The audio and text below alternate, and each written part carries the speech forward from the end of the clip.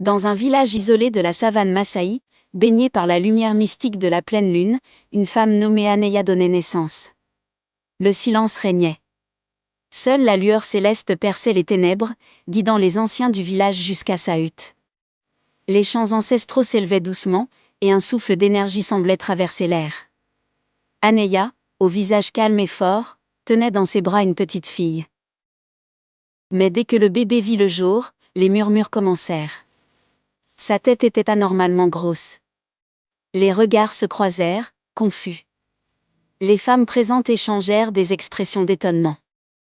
Le chef du village fit un signe de la main, demandant le silence, mais il était déjà trop tard, les premiers jugements étaient nés. On l'appela Neka, celle née sous la lumière. À mesure que les années passaient, Neka grandissait.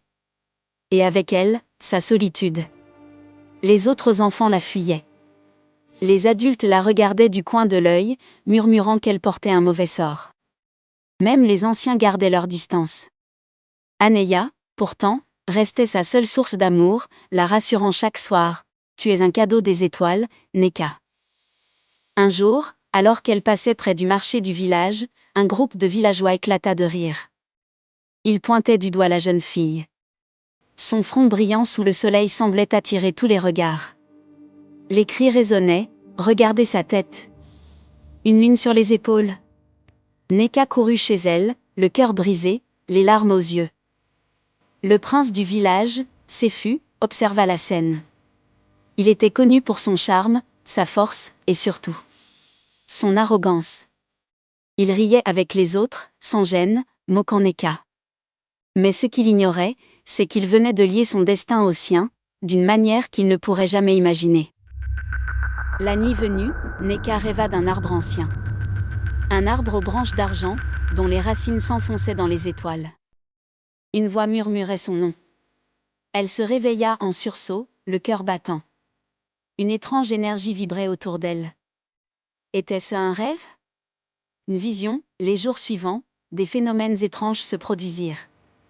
Là où Neka marchait, les oiseaux chantaient, même lorsqu'il n'y avait pas d'arbre.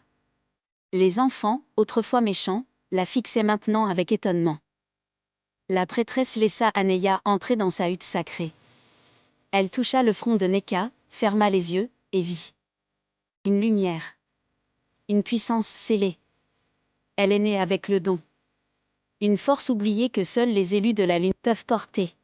Aneya pleura, partagée entre peur et fierté.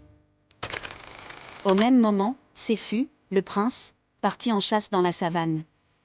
Mais cette fois, il perdit la trace de ses guerriers. Il tomba sur une caverne, ancienne et mystérieuse. Sur les murs étaient gravés les visages des élus de la lune, dont un portait une tête aussi grande que celle de Neka.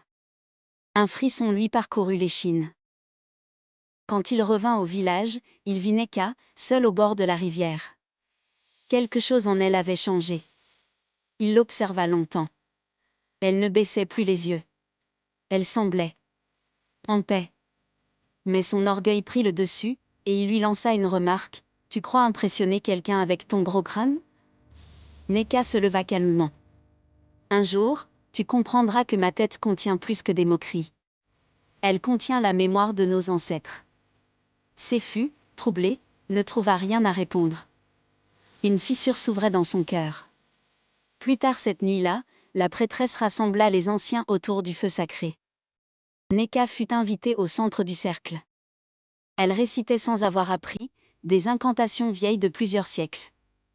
Les flammes dansaient, les esprits semblaient présents. Sefu regardait, silencieux, fasciné malgré lui, il fit des rêves étranges. Il vit Neka, baignée de lumière, guidant le village à travers une époque sombre. Il la vit affronter des tempêtes, soigner des malades, unir des clans ennemis. Chaque nuit, il se réveillait le cœur lourd, perdu. La prêtresse approcha Neka au sommet de la colline sacrée. Elle posa sa main sur son front. Une lumière douce apparut, puis des symboles tournoyants flottèrent autour d'elle. Le vent se leva, portant les chants des ancêtres. « Tu es prête ?» murmura la vieille femme. Sefu, envahie par la culpabilité, alla s'agenouiller devant elle. « Je t'ai jugé sans savoir. Pardonne-moi, Neka. » Elle le regarda, puis posa doucement sa main sur son épaule. Tu ne m'as pas blessé. Tu t'es blessé toi-même. Le village tout entier fut convoqué. Neka fut intronisée comme gardienne spirituelle. Les anciens s'inclinèrent. Même ceux qui l'avaient rejetée pleuraient. La lune, ce soir-là, était plus brillante que jamais. Elle brillait pour la fille au crâne de lune, les enfants s'approchèrent d'elle sans peur.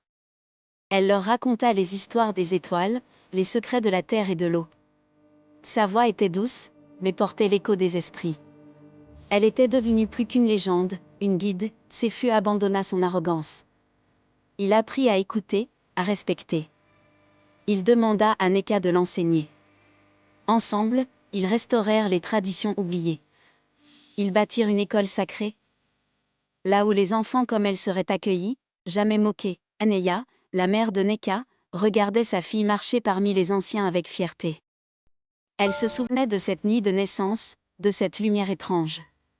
Aujourd'hui, elle comprenait que cette lumière n'était pas une malédiction.